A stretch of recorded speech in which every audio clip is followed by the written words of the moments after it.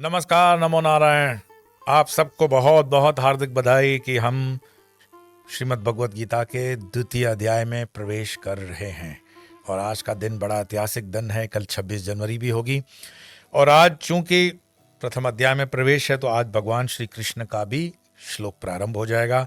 तो आइए प्रारंभ करें गीता अध्ययन देने से। अपने 25वें दिन के लिए प्रथम श्लोक और द्वितीय श्लोक प्रारंभ कैसे करते हैं नए अध्याय को। ओम श्री परमात्मने नमः। अथ द्वितीयोऽध्याय सांख्ययोगः। संजय उवाच तं तथा कृपयाविष्टम् अश्रुपूर्णाकुलेक्षणम् विषीदन्तम् इदं वाक्यम् उवाच मधुसूदनः। श्रीभगवानुवाच कुतस्त्वाकश्मलमिदं विषमे समुपस्थितम् अनार्यजुष्टमः स्वर्गम् अकीर्तिकरमर्जुन। क्लैब्यं मा समगमः पार्थ नैतत्य उपपद्यते क्षुद्रं हृदय दौर्बल्यं त्यक्तोत्तिष्ठ परन्तप। आप कहेंगे 2 श्लोक की बजाय 3 श्लोक क्यों पढ़े? बताता हूं। पहले अर्थ समझ लें। श्री परमात्मा ने नमः दूसरा अध्याय, सांख्य योग नाम है अध्याय का। संजय कहते हैं, संजय बोले, इस प्रकार दयनीता से आविष्ट आंसू भरे व्याकुल नेत्रों वाले उस शोकमग्न अर्जुन से मधुसूदन कृष्ण ने ये वचन कहे। आपको याद होगा कल क्या हो गया। वो बैठ गए हैं और उन्होंने गांडीव वगैरह छोड़ दिया है और उन्होंने युद्ध करने से मना कर दिया है। अब गुरु का अपना स्थान, गुरु की अपनी ऊर्जा और गुरु की ही बात जब श्री भगवान कहते हैं कि हे अर्जुन, आर्यों द्वारा स्वर्ग प्राप्ति से वंचित करने वाला और अपयश करने वाला यह मोह तुझे इस विषम परिस्थिति में कैसे प्राप्त हुआ? हे पार्थ, तू नपुंसकता को मत प्राप्त हो, तुझमें ये उचित नहीं है। हे परंतप अर्थात शत्रुओं को तपाने वाले, हृदय की तुच्छ दुर्बलता को त्याग कर युद्ध के लिए उठ खड़ा हो। मैंने तीनों श्लोकों को इसलिए आपको ट्रांसलेट किया कि दूसरे अध्याय में ये 2 एक साथ भगवान के वचन हैं। मैं हमेशा कहता हूँ गीता के अंदर जिस श्लोक को स्वामी विवेकानंद जी ने कहा था कि अगर हमारे युवान उस श्लोक का पठन कर लें तो उसके अंदर अपने आप ऊर्जा का जागरण होता है, वो है 3 नंबर श्लोक। और मैं उसको आपकी स्मृति के लिए हमेशा बोलता हूँ 2/3। जैसे बंदूक होती है ना, बंदूक 2/2, 202, ऐसे 2/3 याद रखिए। 2/3 का मतलब दूसरे अध्याय का 3 श्लोक। श्लोक क्या है?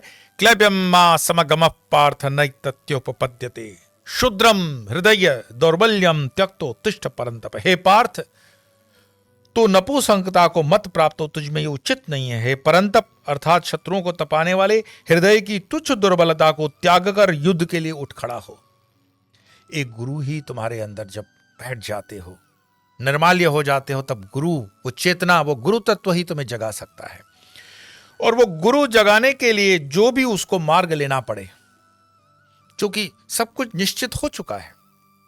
अब युद्ध के अंतिम क्षणों में आकर के कोई कहे कि मैं युद्ध न करूंगा।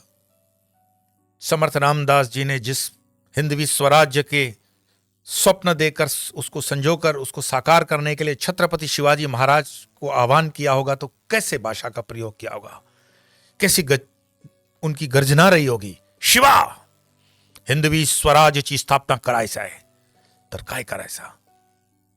शिवाजी पीठ दिखा करके अगर लग जाते तो हिंदवी स्वराज की कभी स्थापना नहीं होती। महाराणा प्रताप अगर बैठ गए होते तो कभी राजपूताना में उस हिंदवी स्वराज का पताका नहीं फहराता। अगर वीर सावरकर बैठ गए होते काले पानी की सजा को देखते हुए तो कभी यह भारत उस दिशा पर आगे नहीं बढ़ा होता। भारत में यह गुरु तत्व, यह गुरु चेतना है। और इसको और समझाने के लिए मैं जिस चीज का माध्यम आज ले रहा हूं, वो हो सकता है आपको लगे कि वो फिल्म के गीत गुलाल से हमारे कवि जो हैं मिश्रा जी की रचना है, तो आपको लगता होगा कि मैं फिल्म के गीत को क्यों लेता हूं। कभी कभी कुछ आधार लेने में, क्योंकि कवि भी भगवान से ही प्रेरित होते हैं, भगवान की ही उनमें ऊर्जा होती है। तो वो जो शब्द हैं, पीयूष मिश्रा जी ने इसमें जो शब्दों का बुनन किया है, बुना है, वो साधारण शब्द नहीं है, वो किसी ट्रांस की स्थिति के शब्द हैं। और वो शब्द, वो संगीत, वो लय और वो जो उसका पिक्चराइजेशन है, वो अपने आप में अद्वितीय तो है ही, लेकिन इस हमारे गीता के पाठ में ये बिल्कुल फिट बैठता है। और वही गुरु जो जगाता है अपने शिष्य को, तो महाभारत के अंदर दृश्य की परिकल्पना कीजिए कि कृष्ण ने कैसे जगाया होगा अर्जुन को। आरंभ है प्रचंड बोले मस्तकों के झुंड, आज जंग की गढ़ी की तुम गुहार दो। आन बान शान या कि जान का हो दान, आज एक धनुष के बाण पे उतार दो।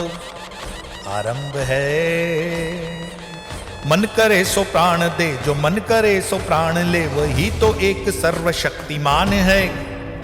कृष्ण की पुकार है, ये भागवत का सार है कि युद्ध ही तो वीर का प्रमाण है। कौरवों की भीड़ हो या पांडवों का नीड़ हो, जो लड़ सका है वो ही तो महान है। जीत की हवस नहीं, किसी पे कोई वश नहीं, क्या जिंदगी है ठोकरों पे मार दो। मौत अंत है नहीं तो मौत से भी क्यों डरे, कि जाके आसमान में दहाड़ दो। आरंभ है वो दया का भाव या कि शौर्य का चुनाव, या कि हार का वो घाव तुम ये सोच लो, या कि पूरे भाल पर जला रहे विजय का लाल, लाल यह गुलाल तुम ये सोच लो। रंग केशरी हो या मृदंग केशरी हो, या कि केशरी हो ताल तुम ये सोच लो। जिस कवि की कल्पना में जिंदगी हो प्रेम गीत, उस कवि को आज तुम नकार दो। भीगती नसों में आज, फूलती रगों में आज, आग की लपट का तुम बगार दो। आरंभ है प्रचंड बोले मस्तकों के झुंड, आज जंग की घड़ी की तुम गुहार दो। आन बान शान या कि जान का हो दान, आज एक धनुष के बाण पे उतार दो। अर्जुन, अगर ये धनुष का बाण तुम्हें भीष्म के भी विरुद्ध चलाना पड़े तो ये युद्ध की परिस्थितियों के अनुरूप रहेगा, तुम्हें युद्ध करनी होगी। कृष्ण अगर ऊर्जा देते हैं, दुर्भाग्य इस देश का, दुर्भाग्य इस समाज का कि हमने अगर जिन चीजों को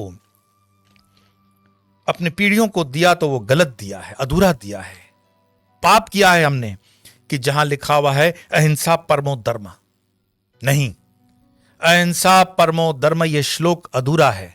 पूरा श्लोक अहिंसा परमो धर्म, धर्म हिंसा तथैव च, ये कानों में डाल दो, स्मृति में बढ़ दो, अपने आने वाली पीढ़ियों को, आज के बच्चों को बताना कि जो अशोक चक्र के नीचे लिखा गया है अहिंसा परमो धर्म, ये आधा अधूरा श्लोक है, ये आधा अधूरा धर्म है, ये आधा अधूरा दर्शन है।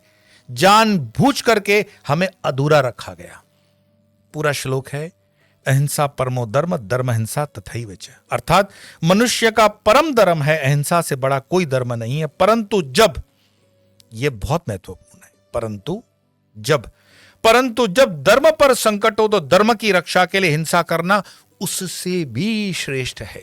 यह मैं नहीं कह रहा हूं, यह महाभारत के अंदर ऋषि मार्कंडेय, कौशिक और व्याध के जो संवाद है उसमें यह आता है। 12 वर्ष का जब वनवास है अर्जुन का, प्रश्न करके मत पूछना, खोलो महाभारत और पढ़ो। कई हजार पीढ़ियों से तुम अपने शास्त्रों से वंचित हो, कई हजार वर्षों से अपने पुराणों को तुमने छोड़ दिया है। अब नहीं जागोगे तो कब जागोगे? कल 26 जनवरी है, रामलला की स्थापना हो चुकी है, और मैं तो यही कहूंगा कि गीता जो है वो कायर बनाने का ग्रंथ नहीं है। गीता निवृत्ति का मार्ग नहीं, गीता प्रवृत्ति का मार्ग है। अगर गीता निवृत्ति का मार्ग होता तो कृष्ण अर्जुन को कह देते, भाई बैठ जाओ ना, इतनी झंझट बोलने की क्या जरूरत है, अहिंसा परमो धर्म उपकार, कुछ नहीं मारना, कुछ नहीं, सब अपने आप हो जाएगा।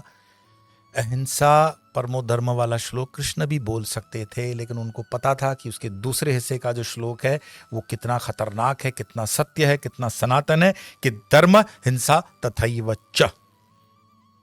इसलिए पूरे महाभारत के अंदर हो सकता है उस पर्टिकुलर दर्शन जहां से ये अधूरा श्लोक निकला, अहिंसा परमो धर्म, उन्होंने उसको कैश किया, उस दर्शन ने उसको कैश किया। आप समझ रहे हो मैं किसकी बात कर रहा हूं? जानबूझ करके सनातन धर्म को धूमिल किया गया इस श्लोक से, और वो तो धूमिल हुए हुए हमारी पीढ़ियां तक धूमिल हो गई। अब समय है अपने शास्त्रों की तरफ लौटो, शास्त्रों को समझो, शास्त्रों को जानो।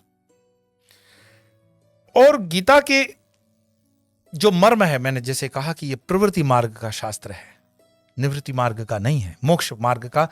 उसमें जो व्याख्यान है उसको समझो, कमेंट्री के ऊपर, हर एक की कमेंट्री के ऊपर नहीं जाओ। मूल श्लोक पढ़ो, मूल श्लोक का क्या मीनिंग है उसको पढ़ो और खुद का चिंतन बढ़ाओ। चिंता मत बढ़ाओ, चिंतन बढ़ाओ। गीता एक ऐसा ग्रंथ है जिसके आधार पर दुनिया की हर एक समस्या को सुलझाया जा सकता है। हमने 1000 वर्षों से इस आधे अधूरे श्लोक के कारण मार खाई। अहिंसा परमो धर्म, काहे का अहिंसा परमो धर्म है भाई? वो कई 1000 किलोमीटर से आए और तुम्हारे सर पे जूते मार मार के निकल गए, तुम बोलो अहिंसा परमो धर्म। उन पर्टिकुलर दर्शन वालों को मैं कहूंगा जागो, नहीं तो तुम भी निपट लिए जाओगे।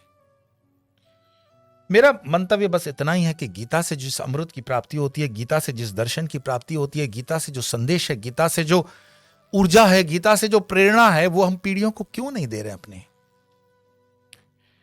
अब जहां अर्जुन बैठ गए, उनको जगाया। 25 तारीख है आज। मैंने आपको तो बताया कि आरंभ है प्रचंड, यह आरंभ हो गया। अब युद्ध होकर के रहेगा और युद्ध में धर्म जीतेगा, अर्जुन जीतेगा और कृष्ण गुरु हैं, जितवाएंगे। आप हमेशा कहते हो स्वर जिसमें लय लेनी है वो स्वर से अंत करें, तो आइए पाठ करते हैं। ओम श्री परमात्मने नमः। अथ द्वितीयोऽध्याय सांख्य योग। संजय उवाच तम तथा कृपया विष्णुम् अश्रुपूर्णाकुलेक्षणम् विषेदन्तमिदं वाक्यम् उवाच मधुसूदन। श्रीभगवान् उवाच कुतस्त्वा कश्मीरमिदं विषमे समुपस्थितम् अनार्यजुष्टमः स्वर्ग्यम् अकीर्तिकरमर्जुन क्लैब्यं मा समगमः पार्थ नैतत्य उपपद्यते शूद्रं हृदय दौर्बल्यं त्यक्तो तिष्ठ परन्तप। कल 26 जनवरी फिर से गीता में प्रवेश करेंगे और 26वां दिन होगा। तब तक के लिए नमो नारायण।